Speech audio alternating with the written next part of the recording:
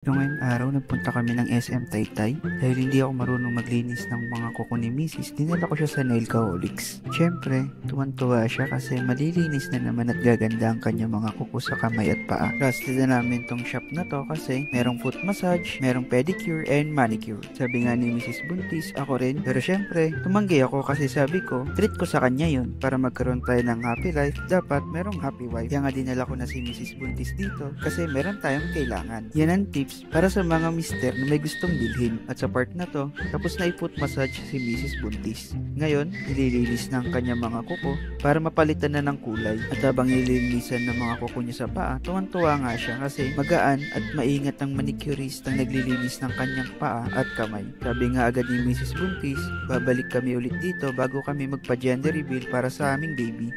At tuwan-tuwa nga si Mrs. kasi nakulayan na yung kanyang mga kuko sa kamay. At syempre, ako yung pumili ng mga kulay na ilalagay sa mga kuko niya. At habang nililinisan nga ang mga paa ni Mrs. Buntis, nagulat kami sa bata kasi sinabihan niya yung mami niya na feeling mayaman at pag-uwi, magsasardinas na. Pero walang mali sa pagkain ng sardinas masarap nga yun favorite nga namin ni Mrs. Buntis ang sardinas at nagluluto pa ako ng iba't ibang potahe para kay Mrs. Buntis. At malapit na nga matapos kulayan ng mga kuko sa paa ni Mrs. Buntis. Kaya inutusan niya na ako magbayad dun sa cashier. At syempre, hindi lang naman yun ang treat natin kay Mrs. Buntis. Kaya dumiretso agad kami sa SM Department Store para makapamili siya ng kanyang sandals at doll shoes. Kaso nahihirapan siyang mamili kasi marami siyang nagugustuhan. At syempre, nakasale ngayon ng SM Department Store. Kaya sabi ko sa kanya, pili lang siya ng gusto niya, ako nang bahala. At kaya sukat lang siya ng sukat. Syempre, yung mga napili niya, hahanap na tayo ng sizes. At syempre, habang nag-aantay tayo kung may available size pa para kay Mrs. Buntis, ayan, pa-cute-cute muna tayo kasi mahirap hanapan ng size ang paa ni Mrs.